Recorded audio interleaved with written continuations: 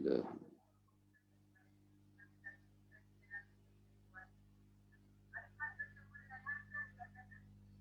Allah.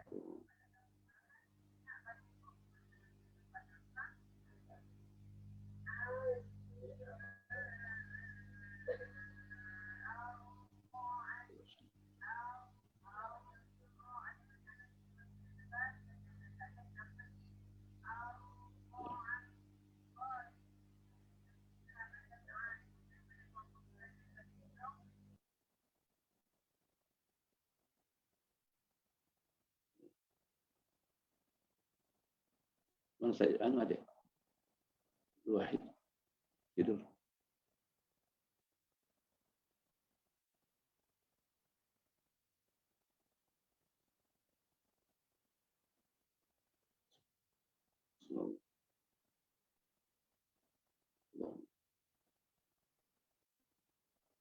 Kedua.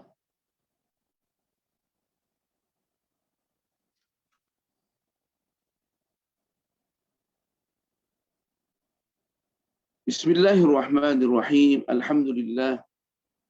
Wassalatu wassalamu ala Rasulillah. Sayyidina Muhammadin An-Nabiyul Karim wa ala alihi wa sahbihi ajma'in. Amma ba'du fa inna asdaqal hadithi kitabullah wa khairal hadi hadi Muhammadin sallallahu alaihi wa alihi wa sallam. Wa syarral umuri muhdatsatuha wa kullu muhdatsatin bid'ah wa kullu bid'atin dhalalatun wa kullu dhalalatin finnar. Atau kama qala sallallahu alaihi wa alihi wa sallam. Tuan-tuan, puan-puan, Assalamualaikum warahmatullahi ta'ala wabarakatuh. Segala puji bagi Allah subhanahu wa ta'ala yang sudi mempertemukan kita kembali dalam kajian ilmu pengetahuan melalui kitab Ihya Ulumuddin Imam Abi Hamid Muhammad ibn Muhammad Al-Ghazali, yang merupakan referensi utama di dalam ilmu tasawuf as-sunni, yang cukup memberikan keterangan lengkap tentang apa yang diperlukan sebagai seorang muslim untuk sampai kepada alamul ihsan, alam an ta'budallaha ka'annaka tarahu fa illam takun tarahu fa innahu yarak. Adanya engkau menyembah Allah seakan-akan engkau melihat Allah dengan mata hati kita. Kalau tidak dapat melihat Allah dengan mata hati kita, maka paling terakhir adalah yakin bahawa Allah melihat kita.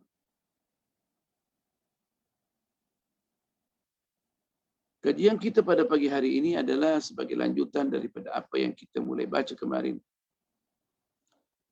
Daripada fasal yang kedua. Daripada qawaidul aqaid, formula dalam aqidah ahli sunnah wal jamaah.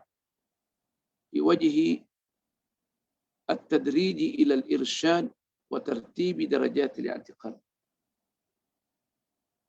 Bagaimana kita nak mengarahkan anak-anak kita, terutamanya umat kita, dalam pembinaan akidah Islamiyah secara berperingkat-peringkat. Nah, Imam Ghazali meminta supaya kita boleh menghafal formula ini bagi tujuh anak-anak kita, sebab dia merupakan kesimpulan daripada aqidah ahli sunnah wal jamaah yang diambil daripada al-ayatil muhkamat dan al-ahadith as-sahihah dan ijma' ulama. Nah, jadi tak perlu didatangkan ayat-ayatnya dan hadis-hadisnya dalam menyimpulkan akidah itu. Sebab hadis itu dan ayat-ayat dan hadis itu ma'ruf. Kalau kita baca Al-Quran Al-Karim melalui al-ayatul muhkamat, nampak jelas apa yang telah ditetapkan oleh ulama kita, ulama Ahlus Sunnah wal Jamaah, terutama Asy'ariyah wal Maturidiyah. Kritikan daripada sebagian salafiyah moden, sama mereka tidak tahu bahawa ini perkara sebenarnya yang ditetapkan adalah perkara masabati min ad-dini bid-darurah. Nah, sebab kalau ayat itu yang didatangkan mereka tidak paham, hanya meletakkan saja. Nah, seperti Ar-Rahmanu 'alal 'arsy istawa. Yang mana di dalam konsep kita masih memerlukan lagi keterangan yang lengkap. Dia merupakan ayat mutasyabihat. Nah, orang awam tidak begitu mudah memahaminya. Kalau dia langsung nak memahami, boleh salah paham. Tanpa pembimbing maksudnya. Nah, makanya itu Al-Imam Al-Ghazali meletakkan metod bagaimana nak mengajarkan ilmu-ilmu itu kepada anak-anak kita. Nah, terutama dalam masalah akidah. Nah, itu indahnya Ihya Ulumuddin. Yaqul muallif nafa'ana Allah bi'ulumihi fid darain wa laysa at-tariqu fi taqwiyatihi wa isbatihi, dan bukanlah jalan yang benar, bukanlah jalan yang benar di dalam memperkasa akidah ini, dalam menguatkan akidah ini, ayyu'allama, adanya kita mengajar anak-anak kita, yakni auladuna, yakni sun'atal jadali wal kalam, sistem jadal dan ilmu kalam. Dia sendiri mengkritik. Sebab Imam Ghazali membolehkan ilmu kalam untuk orang-orang yang sudah alim supaya dapat berdebat dengan ahli-ahli, orang-orang yang punya syubhat.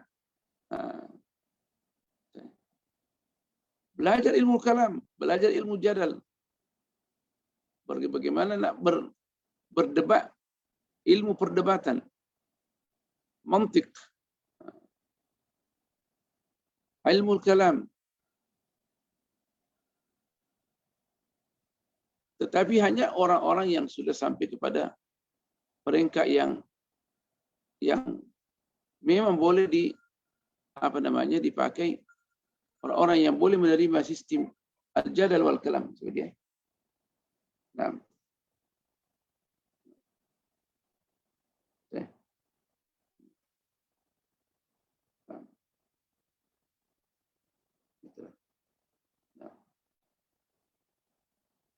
Jadi kalau hanya orang-orang yang pertama permulaan itu, tak perlu dijelaskan ilmu kalam.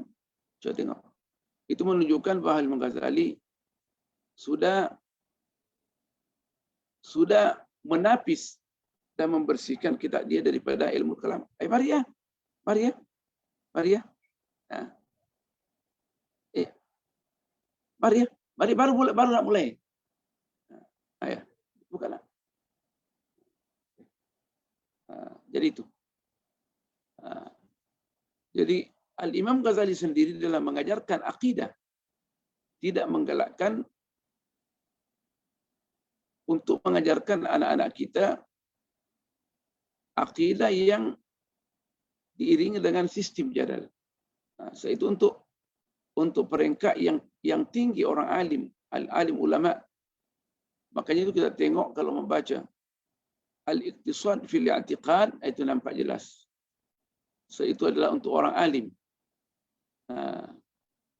Coba tengok sekarang kalau kita nak menghadapi orang-orang yang mempunyai syubhat dalam akidahnya, terutama orang liberal, tanpa orang tu dia mengetahui bagaimana sistem jadal, Bagaimana melontarkan perkara dan membantah syubhat? Kalau dia tak tahu, dia boleh terpengaruh. Terutama orang-orang yang al-mubasyirin. Saya punya beberapa murid yang belajar di negara barat, nak ambil master, dia punya penyelia melontarkan banyak syubhat. Dia tak boleh jawab. Dan sebagian itu saya yang jawab pula. Dan kalau tidak ada yang menjawab, bagaimana kira-kira?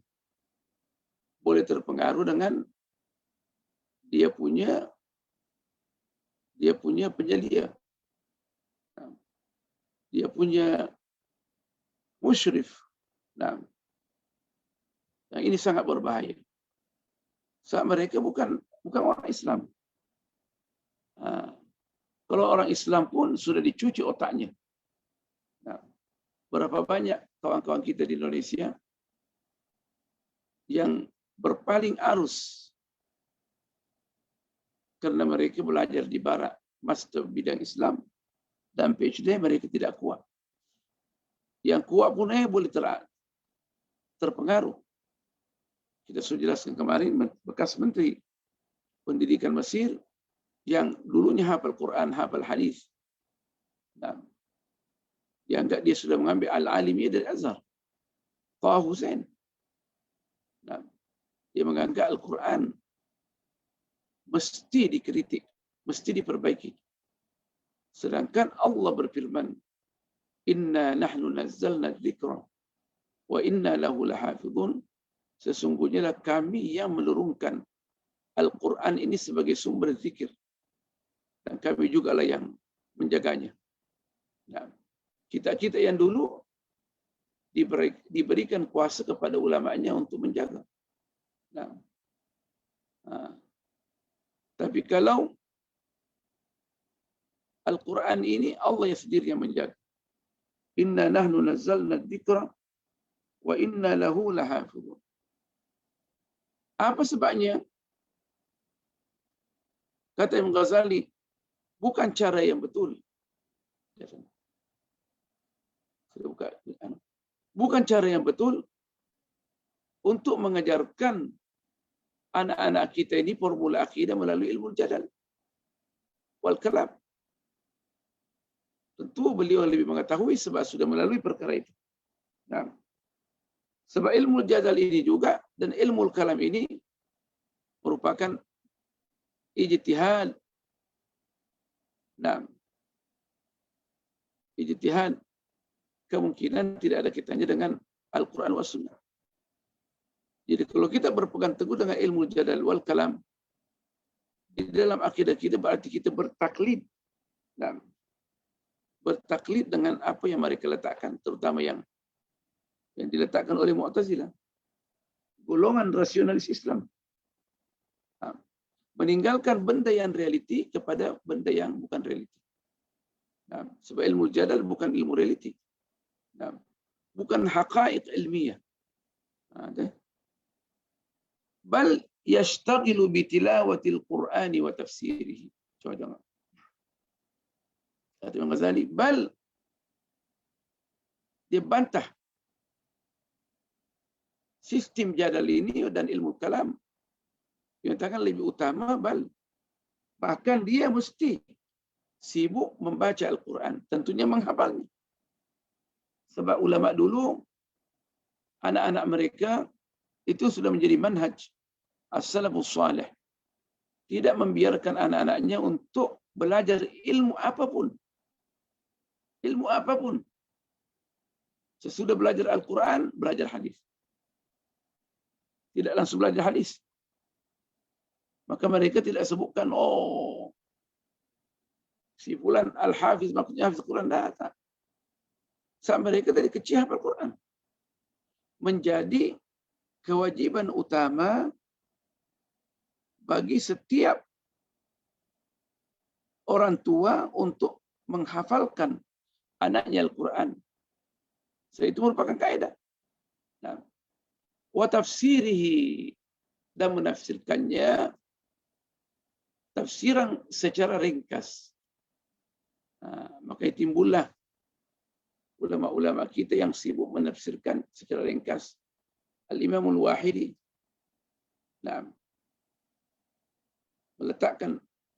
menulis buku Al-Wajiz. Al-Wajiz fi tafsir. Al-Wasit fi tafsir, Al-Basit fi tafsir. Yang ringkas. Dan itu juga yang diikuti oleh Al-Imam Ghazali dalam menulis fiqhnya Al-Wajiz, Al-Wasit dan Al-Basit. Bagaimana nak mengenal lafaz-lafaz Al-Quran setelah menghafal Quran. Supaya mempunyai gambaran. Anak kita mempunyai gambaran terhadap apa yang dibaca daripada Al-Quran. Wa qiraatil hadis, yang kedua. Bukan tilawatul Quran tafsiri. Wa qiraatil hadis wa ma'anihi. Dan membaca hadis dan mengetahui makna-maknanya. Saya tengok.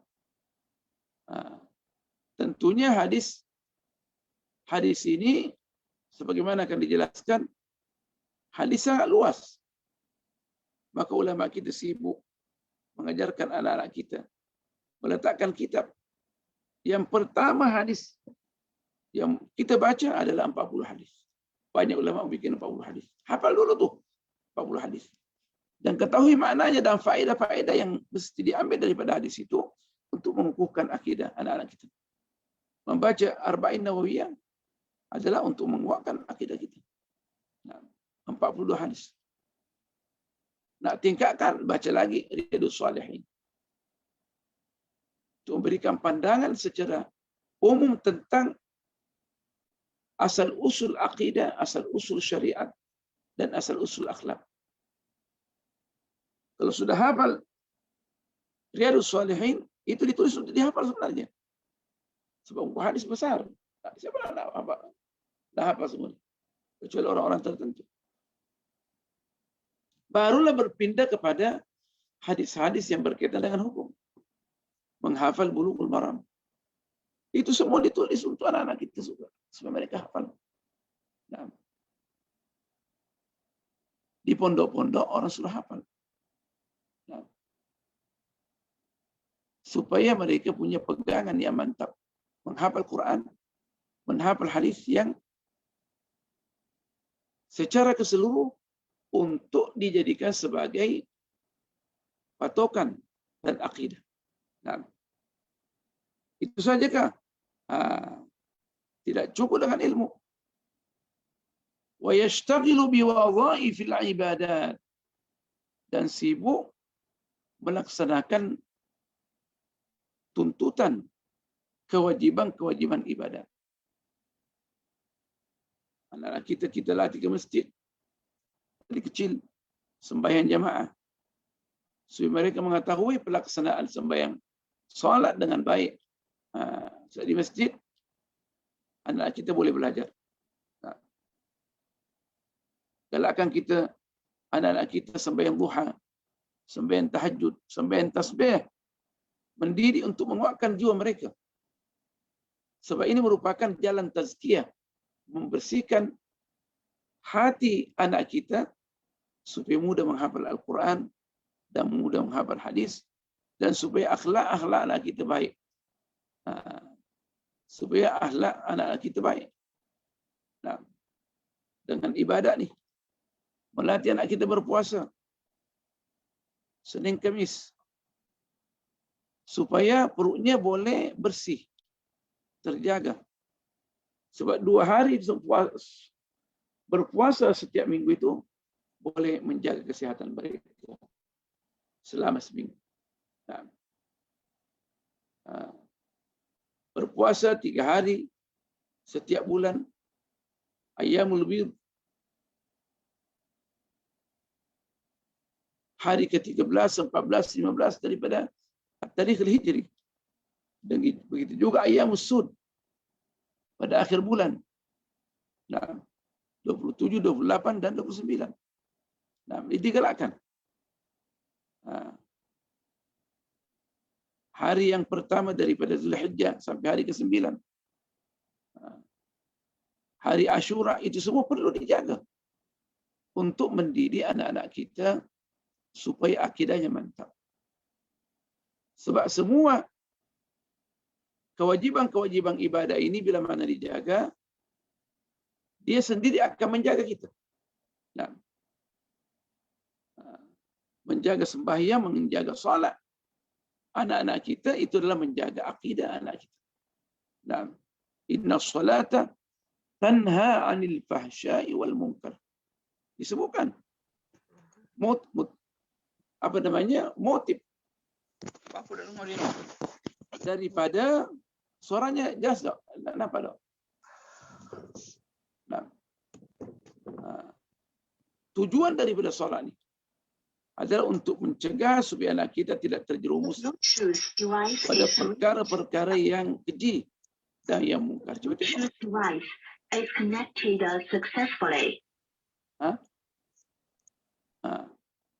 Jadi kita bukan saja mengajar anak-anak kita supaya hafal Quran dan hadis, tapi kita mesti pimpin dari segi ibadat sebagai institusi pendidikan jiwa yang terbaik. Makanya itu sebagian pondok-pondok di alam Islami menekankan anak-anaknya jam 2 sudah bangun untuk sembahyang tahajud. Ini untuk menguatkan akidah kita. Nah, menguatkan akidah anak-anak kita. Nah, cantik apa yang dikatakan Imam Ghazali. Jadi kalau dia sudah menghafal Al-Quran daripada awal, menghafal hadis, mengetahui maknanya secara global, dan sibuk beribadah, kita latih anak kita supaya menggunakan siwak yang boleh membersihkan mulut dia, membersihkan jiwa dia, dan melatih anak kita untuk senantiasa pegang tasbih. Ini sangat penting. Nah, pegang tasbih. Nah, supaya terlatih anak-anak kita melaksanakan ibadah. Sebab pegang tasbih ini menjadikan kita lebih mudah untuk berzikir kepada Allah Subhanahu wa taala. Nah, fala yazalu i'tiqaduhu yazdadu rusukhan bima yaqra'u sam'ahu min adillatil Quran wa hujajihi. Nah, hujaj jamak daripada hujjah. Kalau dia menghafal Quran, senantiasa mengulang Al-Qurannya. Sebab kata-kata Allah dan berkaitan dengan Allah dan Quran itu akan menguatkan akidah, menguatkan hati anak-anak kita. Menghafal hadis, banyak setiap membaca satu hadis, berselawat kepada Rasulullah SAW. Ini mendidik anak kita.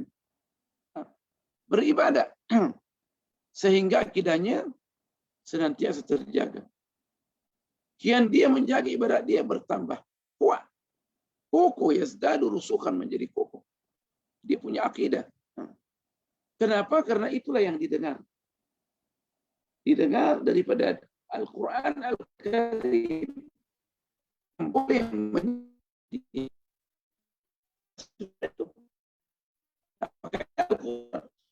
orang-orang jahiliyah sebelum masih Islam, mereka pesan, jangan dengar Al-Quran. Jauh daripada Al-Quran. Hati-hati dengan Muhammad dan kawan-kawan dia sallallahu alaihi wasallam. Nanti mendengarkan Al-Quran boleh terpengaruh. Karena memang makanya faedahnya waktu Allah berfirman wa idza quri'a al-Qur'anu fastami'u lahu wa ansitu. La'allakum turhamun. Bila mana Al-Quran dibaca, dengarlah. Diam. Dengar. La'allakum turhamun. Mudah-mudahan kamu dirahmati oleh Allah Subhanahu wa taala. Konsep penafsiran di dalam Al-Quran, bila mana Allah mengatakan la'allakum, dan kita la'allakum, mudah-mudahan kamu dirahmati oleh Allah, maksudnya bila mana kita melalui jalan yang diperintahkan Al-Quran itu, dijamin akan berjaya, dijamin akan mendapat rahmat daripada Allah Subhanahu wa taala. Makanya itu pentingnya as-salafus salih subuh-subuh lagi, sebelum subuh. memperdengarkan kepada masyarakatnya Al-Quranul Karim. Supaya mereka dapat meresapi dan menjiwai Al-Quranul Karim. Sampai itu. Fala yazalu i'tiqaduhu yazdadu rusukhan bima yaqra'u sam'ahu min adillatil Quran. Naam. Wa hujajihi, dan argumentasi Al-Quran.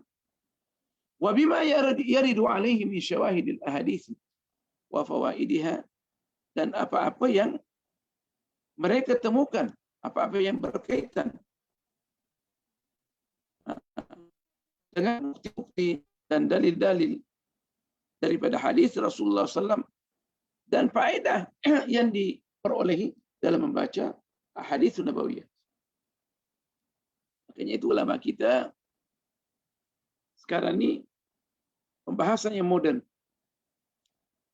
di Azhar terutamanya dalam subjek hadis, setiap hadis bukan al-fawaid, faedahnya, kesimpulan daripada hadis yang dibaca. Nah, kadang dalam satu hadis itu mengandungi banyak permasalahan. Nah, wa bima yastu'u alaihi min anwaril ibadati wa wadhaifiha, dan apa yang terpancar sinar yang diberikan kepada anak-anak kita, nah, daripada cahaya ibadat dan tuntutan ibadat.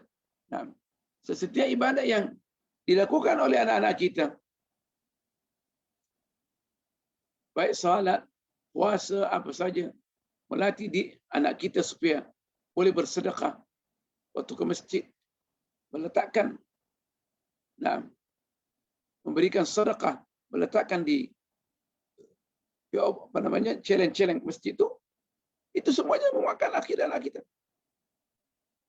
Mengeluarkan suruh anak kita yang kecil supaya mengeluarkan dia yang meletakkan di celeng masjid itu, supaya terlatih bagaimana nak menyelesaikan masalah kedekut yang meresap di dalam hati.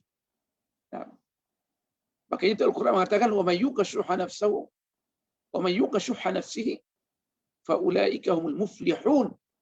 Barang siapa yang dijaga oleh Allah Subhanahu wa taala daripada sifat kedekut yang melekat di dalam hati, maka sungguh dia termasuk orang yang berjaya. Nah, kita latih anak kita. Itu semua ibadah yang dapat menguatkan akidah anak kita, memperbaiki akhlak anak kita, supaya anak kita tidak egois. Sifat egois bukan sifat orang yang beriman. Wa bima yasri ilaihi min musyahadati salihin, dan juga daripada apa yang mereka tengok daripada orang-orang yang saleh pergi masjid. Naam. Naam. Halo, assalamualaikum. Arya, nak ya? Mana? Ni. Ya. Jadi melihat orang saleh ini dapat menguatkan akidah anak kita. Nah, pengaruh melihat orang-orang saleh. Itulah sebabnya Quran mengatakan Allah. Wahai orang-orang yang beriman, takutlah kepada Allah Subhanahu wa ta'ala. Wa kunu ma'as sadiqin, dan senantiasa engkau bersama orang-orang yang benar. Nah, wa kunu ma'as sadiqin. Nah, karena bersama dengan orang yang benar ini, terutama ulama yang mengajar di masjid, itu dapat menguatkan akidah anak kita. Jangan mengatakan, oh itu ustaznya sibuk ke masjid untuk mengajar. Karena perlu untuk biaya bulanan. Sampai sedangkan gitu. Untuk keluarga dia. Biaya bulanan katanya. Semestinya ustaz-ustaz yang mengajar di masjid ini orang alim diberikan perhatian lebih daripada yang lainnya. Allah. Baru mulai juga. Nah, jadi penting kita nih membawa anak-anak kita ke masjid. Nah, biar mereka tengok orang-orang yang baik. Masuk saja di masjid. Alhamdulillah berkah. Tengok masjid sudah sendiri tuh. Makanya itu di antara adab yang perlu dijaga waktu tengok menara masjid. Nak masuk di masjid berselawat kepada Rasulullah SAW. Itu semuanya menguatkan hati anak-anak kita. Nah, ini kita jauhkan anak kita dari masjid. Bagaimana nak menguatkan akidah anak kita? Wa bima yasri ilaihi min musyahadati salihin. Apa yang dia tengok daripada orang saleh boleh meresapkan di dalam hati anak-anak kita. Tengok orang-orang yang baik. Tentunya orang yang datang ke masjid adalah orang yang baik. Orang-orang yang siap menerima kebenaran yang datang daripada Al-Quran dan As-Sunnah. Nah, jadi jangan jauhkan anak-anak kita daripada masjid. Mereka itulah yang dengan melihat orang-orang yang sadar dapat menjaga akidah mereka. Makanya perlu kita perlu membina masjid kita, mengimarakan masjid kita. Nah, meskipun dalam suasana kopi ini jaga dengan baik. Nah, kan ada tuh pengukur suhu, tak ada masalah. Nah, bahkan anak-anak kita lebih kuat dia punya pertahanan daripada orang besar. Nah, kita takutkan. Pada itulah membantu anak-anak kita. Ini nanti waktu itu baru tengok masjid, baru mengenal masjid. Allah. Apa kita pikir bahwa malakul maut hanya mengambil nyawa orang-orang yang tua? Tak. Jadi perlu. Jadi bukan saja kita menyuruh anak kita menghafal akidah, tetapi kita mesti membimbing anak-anak kita. Didik dengan Al-Quran, didik dengan hadis. Perbanyak membaca Al-Quran, membaca hadis. Nah, itu sistem ulama kita. Mereka berbeda pandangan. Apakah setelah Al-Quran kita ajarkan fiqhi atau bahasa Arab,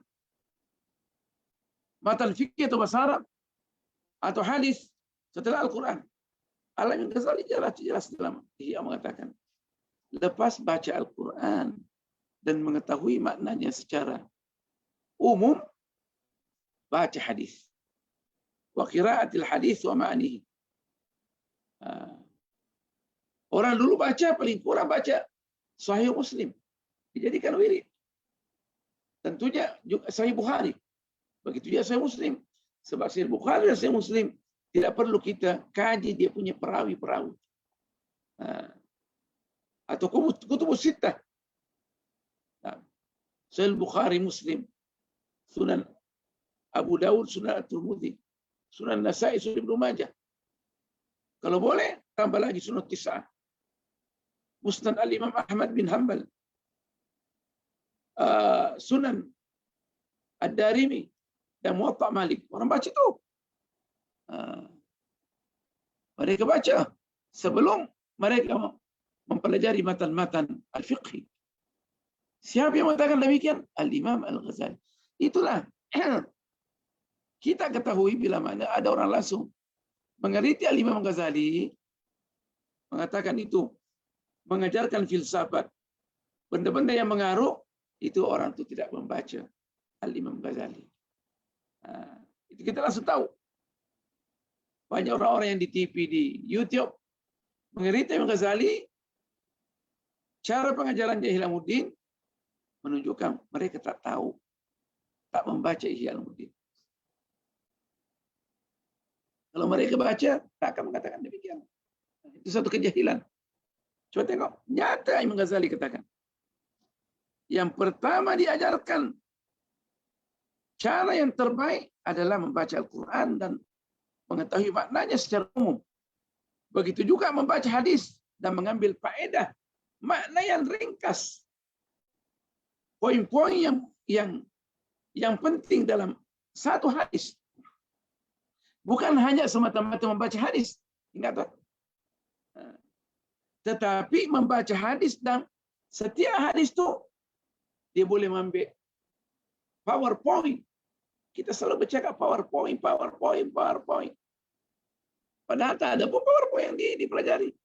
Hanya nak tunjuk-tunjuk je yang dalam sistem pengajaran.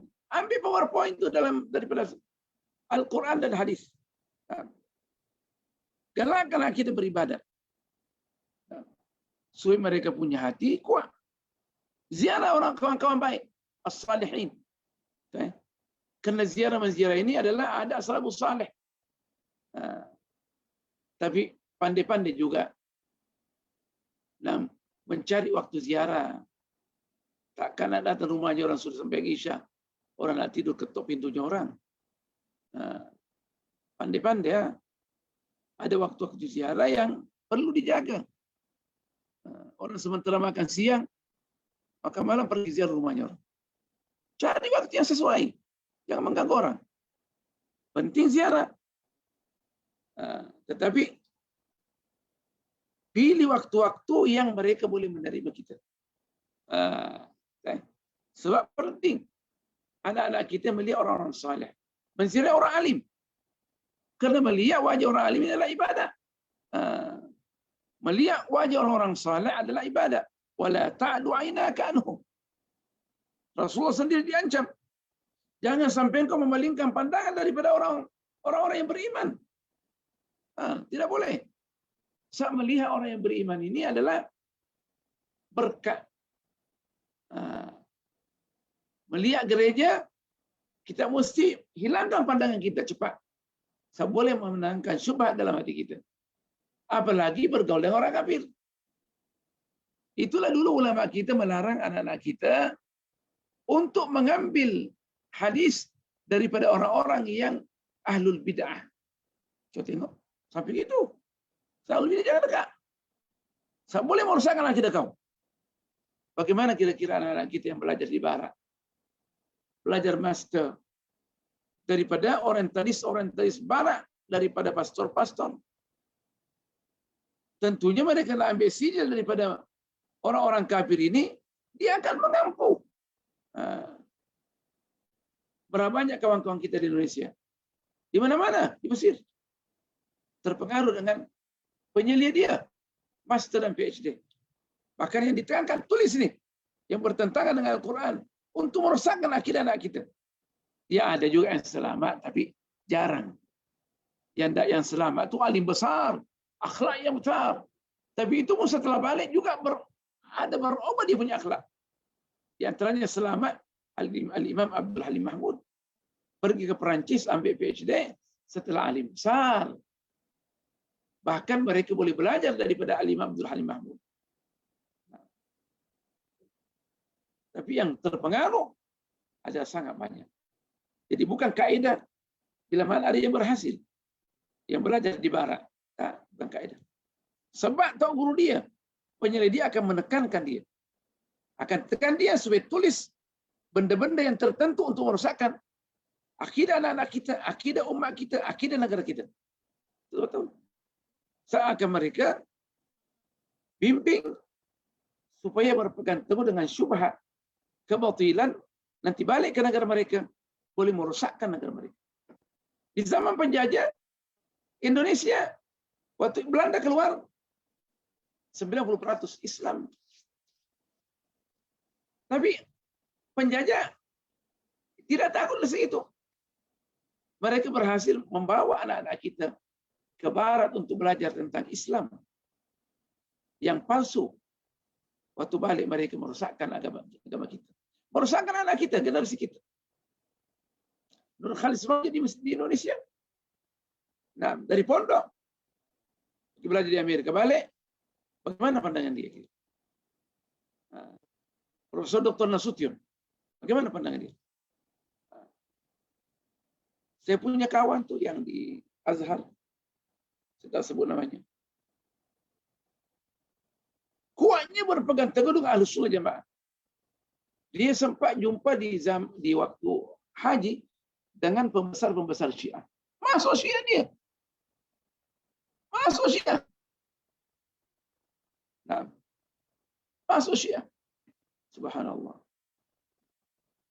Dan memerangi Ahlus Sunnah Jamaah. Dan mencela ayahnya. Kenapa ayahnya menamakan dia daripada salah satu daripada nama sahabat yang mulia.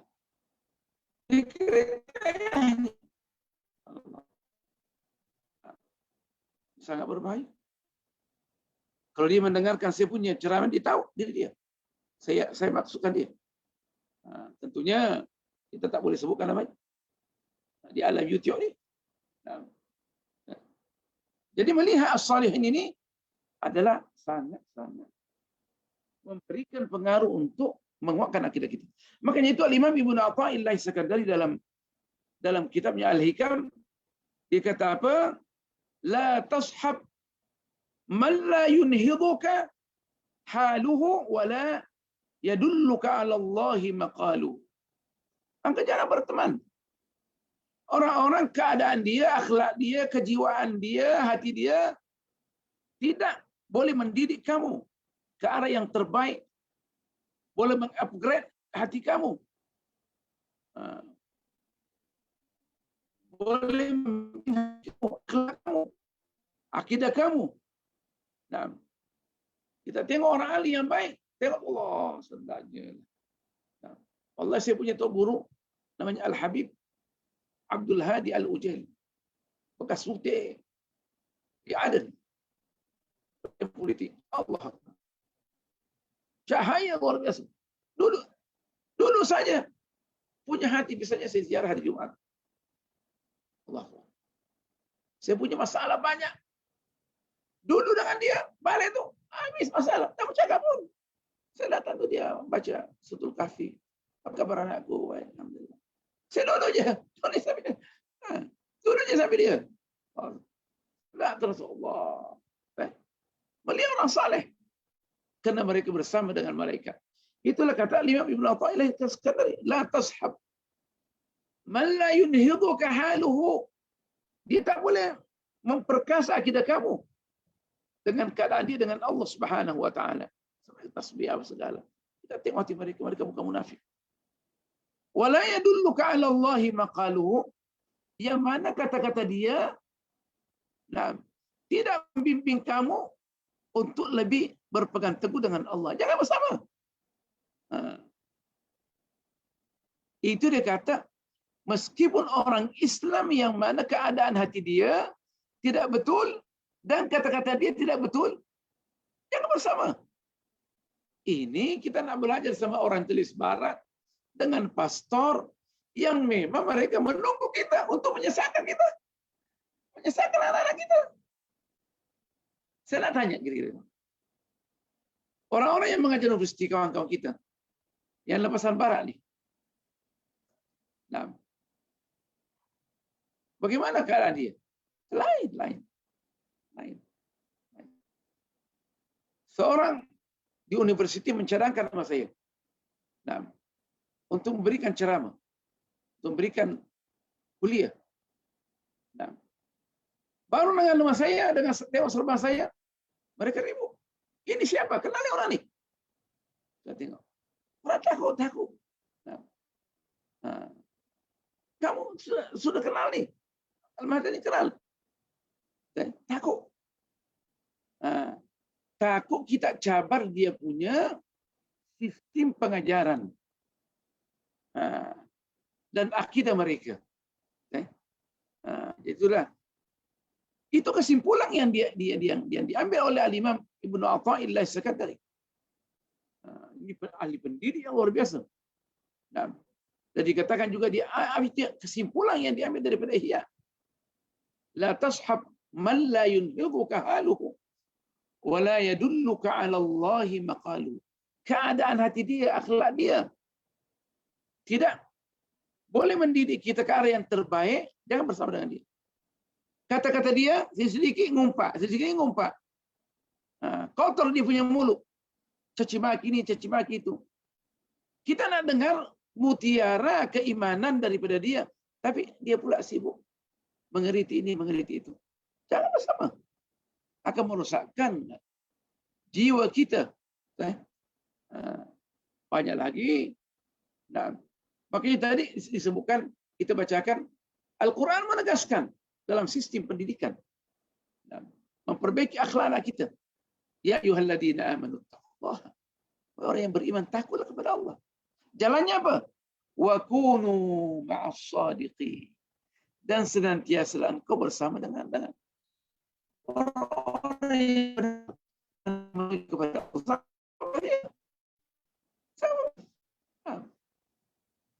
Kita sendiri rasakan kan? Bergaul orang-orang yang tidak betul akhlaknya, tidak betul akidahnya, kita balik, ya Allah. Susah bangun tengah malam. Susah bangun tengah malam. Apalagi orang-orang yang membenci Allah dan Rasulnya. Yang ditekankan dalam banyak ayat.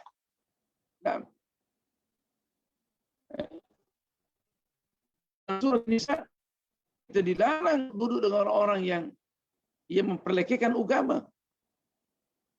Kalau kita bersama dengan mereka, kita sama dengan mereka. Dijelaskan dalam surah Nisa ayat 138, 140. Nah, basyiril munafiqina bi anna lahum adzaban aliman. Tak perlu saya terjemahkan. Itu balik sendiri. Tengok makna dia. Ayat 138 sampai ayat 140 daripada surah Nisa. Basyiril munafiqina bi anna lahum adzaban alima. Alladzina yattakhiduna al-kafirina awliya min dunil mu'minin ayabtaghuna 'indahumul 'izzah fa innal 'izzata lillahi jami'a. Wa qad nazzala 'alaykum fil kitabi an idza sami'tum ayatihi an idza sami'tum ayatillahi yukfaru biha wa yustahza'u biha fala taq'udu ma'ahum, jangan duduk bersama dengan mereka hatta yakhudu fi haditsin ghairi, sampai dia membicarakan, mengambil percakapan yang tidak menyentuh Allah dan Rasulnya, yang memperlekehkan agama. Bagaimana kita datang ke universiti yang kita nak belajar Islam, tiap-tiap hari dia akan perdengarkan kita tentang syubhat.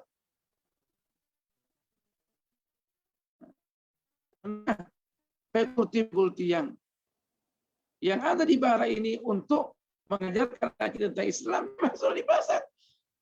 Terutama orang-orang Yahudi yang besar pasang untuk merusakkan akidah anak kita. Diprotes sudah. Kalaulah abang saya pernah ziarah satu badan orientalis barat di Belanda. Dia kata apa? Orang orientalis barat itu mesti yang paling kecil di Indon, mesti yang paling kecil di kampung. Itu kita tahu kandungan khutbah yang dibacakan. Kandungan khutbah yang dibacakan. Kita tahu. Apalagi sekarang nih internet. Itu dulu sebelum lagi internet merajalela. Nah, mereka sungguh-sungguh nak menyesatkan itu. Nah, dana tahunan yang dipersiapkan untuk mengkristenisasikan alam Islami, terutama Indonesia, menyesatkan umat kita. Ini pula kita bawa anak kita belajar di negara barat. Lagi kita akan bermasalah.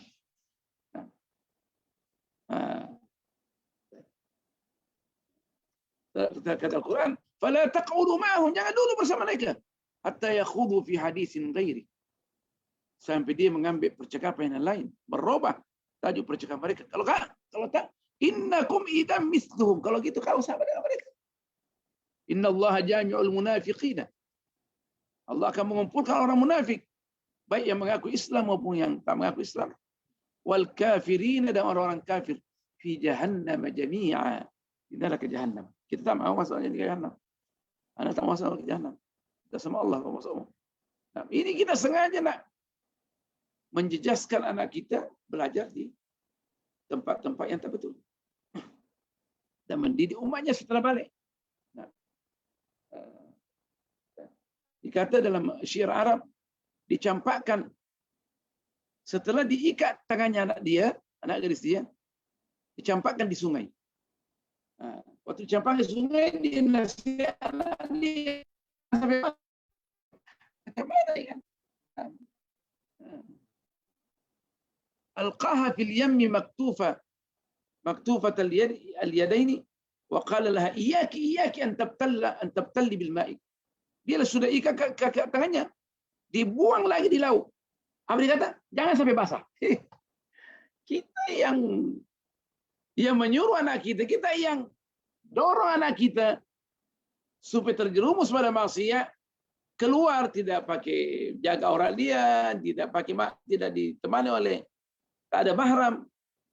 Dan kita katakan jaga baik-baik diri, naik kehormatan orang tua. Nah, dia keluar sudah.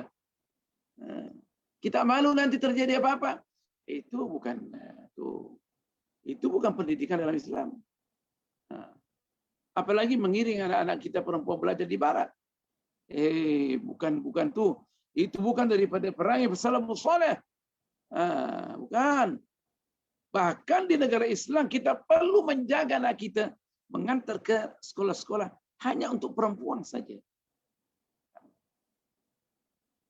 Karena kehormatan itu sekali saja. Kalau dia sudah hilang kehormatan itu, akan hilang sifat malu dia sampai hari kiamat. Kalau ada yang selamat itu jarang. Kita tengoklah di universitas kita mengajar. Bagaimana anak-anak itu tergoda dengan kawan-kawan dia yang perempuan. Nah, gincunya, apanya, bedaknya segala. Itu semua kan. Kita sendiri rela anak kita, gadis kita keluar dengan pakaian yang memang untuk menggoda lelaki. Kita termasuk ikut berdosa. Kita menganggap benda yang aneh. Padahal itu adalah sumber maksiat. Sumber maksiat. Tak apalah, nanti kan pandai-pandai apa? Mesti lebih awal kita cegah anak kita. Dan carikan anak kita orang-orang yang saleh, yang perempuan orang-orang saleh lebih awal. Nah, ini kita tunda. Nantilah. Dia pandai-pandai itu pandai-pandai apa? Nah, itu semua cara mendidik anak-anak. Kita sekarang ini sudah terpengaruh dengan sistem barat.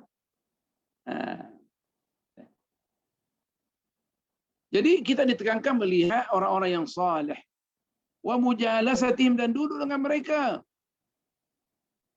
So, melihat simahum, wajah mereka, cara berpakaian mereka. Ini tok gurunya celana ketat.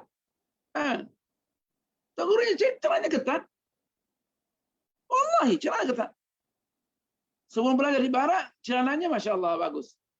Balik daripada barat, saya bercerita kenyataan, saya tengok. Ketat celana dia. Allah tak sah sembahyang dia. Nampak aurat. Ketat sungguh. Nah, Allahu Akbar.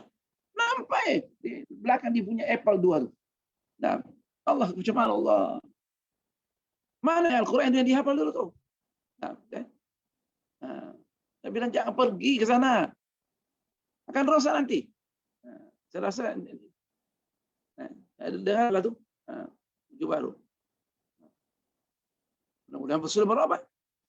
Ketat celana. Pergi swimming pool ni macam orang Arab. Cuma tak tengok belakang dia.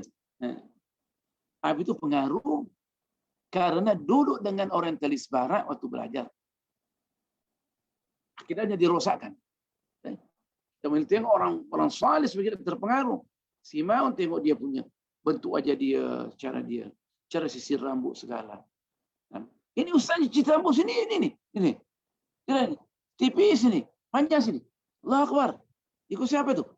Katanya Rasulullah panjang juga rambutnya. Dia bukan bentuknya begitu. Rasulullah pakai serban. Wa sama'ihim wa hay'atihim. Dan mendengarkan kata-kata mereka.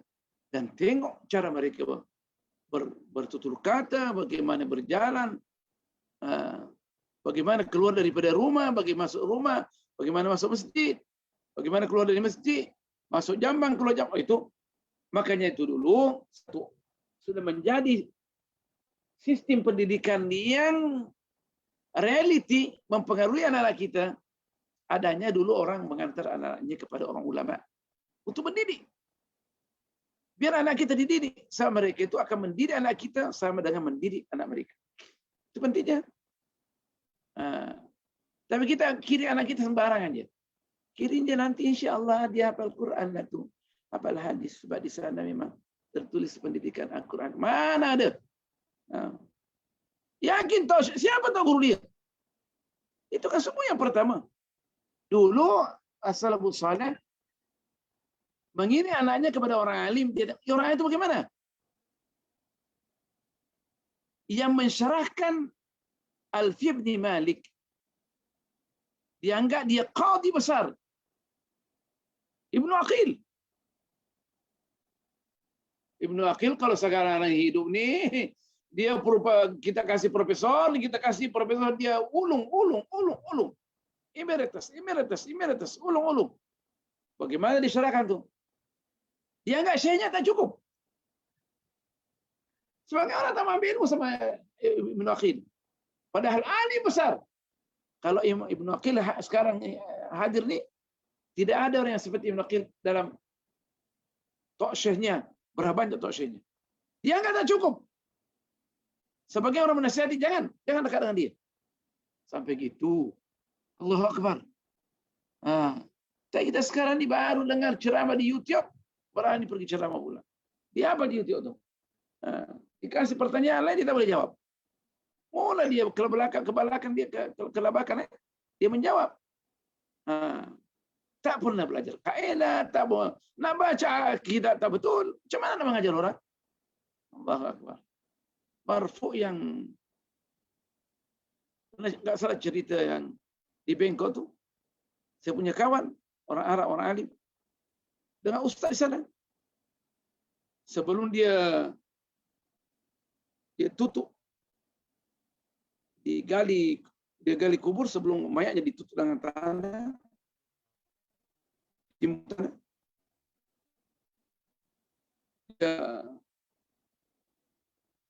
siram dengan susu. Kenapa susu? Ini dalam hadis. Ini sunnah. Sunnahnya mana tak ada pun. Ini katanya dengan al-labin. Diletakkan al-labin. Al-labin lam ba nun. Bukan, kata teman saya, bukan al-labin. Bukan dibaca al-laban. Al-laban, laban susu. Kata teman saya, orang Syria itu, orang alim. Bukan al-laban, salah baca kau. Apa? Al-labin. Dia batu nisannya dipasang. Bukan al-laban, al-labin. Kamu ni orang Arab, tak bolehlah di sini. Coba tengok. Dia lagi. Dia kawan saya sampaikan. Katanya, Tuan Mahathir. Anak tengok sendiri, di mari orang ustaz tu di Bangkok. Saya ikut perbaiki bacaan hadis dia. Al-labin bukan laban. Mana kau? Kamu tak pandai. Orang alim pula tak pandai. Saya tengok. Jadi disimpahnya dengan susu mayat itu. Kemudian ditimbun dengan tanah. Kata itu sunnah. Kenapa? Karena di dalam hadis itu mengatakan setelah itu diiringi dengan al-laban. Bukan al-laban, al-labin. Setelah dia itu belajar sendiri. Ikut dengan orang alim. Supaya tahu bagaimana nak mengaplikasikan nas itu.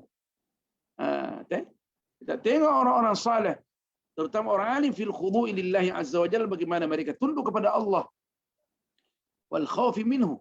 Takut pada Allah wal istiqanati lahu. Senantiasa hati bergantung kepada Allah, senantiasa nak ke masjid. Hatinya rindu kepada Allah, tenang. Bila mana menyebut dengan Allah, fayakunu awwalut talqini ka'ilqa'i bidrin fi sadri. Karena itu merupakan mendikte pembinaan awal dalam mengukuhkan akidah anak kita. Tengok orang-orang saleh ni. Ibadah, bangunkan anak kita tengah malam. jam 2 untuk sembahyang tahajud. Latih anak kita puasa di Senin Khamis. Nah, bersama-sama baca Quran, berzikir anak kita. Makanya mesti ada ratib, ada wirid, ada hizib kita baca, Hizbun Nawawi, Ratibul Haddad, Ratibul Attas kita baca. Al-Ma'thurat li Mahsan Banna. Baca. Itu semua mewakilkan hati kita. Tekankan anak kita. Biar baca itu. Ini kita ajar dia nyanyi lagu. Habis ya bangun aja lagu. Bangun lagu. Masuk kereta lagu-lagu semua. Jadi kalau kita tengok satu anak muda masuk kereta saja bukan nyanyi, itu berarti itu didikan orang tua dia. Pasti orang salahkan. Kita sudah ajar anak kita dari kecil pendengar Quran, boleh dia meleset. Apalagi kalau kita biarkan. Nah, semudah itu. Jadi kalau mereka melalui pembinaan ini, baca Al-Quran, baca hadis, sibuk dengan ibadah, bersama dengan orang-orang saleh, kita baca dia. Pilih tok syekh tarikat yang baik, yang alim. Karena juga sekarang ini tarikat orang bisniskan. Bukan semua tarikat jelek. Cari orang yang alim. Itu merupakan langkah pertama untuk mentalqinkan anak kita akidah yang baik. Sama dengan halnya kalau kita meletakkan bibit yang baik, biji yang baik, benih yang baik di tanah, bitirin benih, biji yang baik ke tanah untuk kita tanam supaya dia subur. Begitu juga akidah yang kita bersama dengan orang saleh, orang baik, supaya hatinya bersih, tumbuh dengan baik, membesar dengan baik. Sebab hati yang paling penting dijaga awal-awal ni. Wa takunu hadhil asbabu, dan semua sarana-sarana ini asbab jamak sebab. Maksud sebab ini salah sarana ini mendengarkan Al-Quran, mengetahui makna Al-Quran secara umum, hadis, ibadah, kita latih anak kita, ziarah orang saleh, tengok orang-orang alim. Hormat kepada orang alim. Ini kita pula jauhkan anak kita dari orang alim. Kan? Pentingnya ya, Assalamualaikum. Itu kan penting tuh. Itu mendidik anak kita, merupakan semua itu sarana-sarana. Sama dengan halnya sarana dalam menjaga kita punya tanaman, kita menyirami, kasaqi wa tarbiyati, dan menjaga dan menterbiah. Terbiah menjaga kita punya tanaman. Kita tak siram saja. Kemungkinan ada benda-benda yang dah merosakkan tanaman kita, kita hilangkan. Nah, baja-baja kita atur, tengok belakang. Nah, lintah-lintah kita hilangkan belakang. Ini lintah-lintah banyak nih di jalan, ni lintah-lintah ni. Melalui handphone kita ni, WhatsApp ni, lintah-lintah banyak. Jaga tu semua. Supaya benih itu dan bibit itu boleh tumbuh dengan baik. Wa yaqwa, menjadi kuat. Wa yartafi, boleh menjulang tinggi. Syajaratan thayyibah, sang pohon yang baik, rasikhatan, yang kokoh, asluha sabitun, akar-akar dia kuat di bawah tanah, wa far'uha fis samai, dan dia menjulang lagi, itulah memberikan hasil itu tiukulah kullahinin biidni rabbiha, dapat menghasilkan buah setiap saat dengan izin Allah Subhanahu wa taala. Bukan buah-buah di waktu musim dingin atau musim panas. Nah, setiap saat berbuah. Yang boleh kita petik. Keimanan yang baik akan menghasilkan, tengok anak-anak kita boleh beramal dengan baik. Ini keluar saja dari rumah berpeluit. Nah, anak kita tak jaga anak kita. Baru kita sibuk cari tok guru untuk tiupkan air. Berbotol-botol. Ialah sebagian ustaz jadikan bisnis. Dia tiup 1,000 botol pun dia tiup. Satu botol RM1. Ya 1,000 botol RM1,000. Habis bidi. Bisnis dia gitu. Dia tak nasihat Jaga akidah anak kita, jaga solat dia. Tak apalah nanti kita sini bawa air 1 kotak. 1 kotak berapa air itu? 12 kotak. 12 ringgit. Ada yang bayar 100 ringgit. Molek gak? Tapi itu bukan jalan penyelesaian. Anak kita mesti bimbing daripada awal. Perbaiki akidah mereka. Supaya kita tidak sibuk nanti nak cari orang-orang yang boleh berikan air tawar. Ya senanglah ustaznya saya nak tiup 1 botol 2 botol. Perbaiki akidah anak kita pada awal. Itu yang dapat disampaikan, mudah-mudahan memberikan manfaat. InsyaAllah ini. Dan kita akan berjumpa lagi. Tengok ada pertanyaan tak?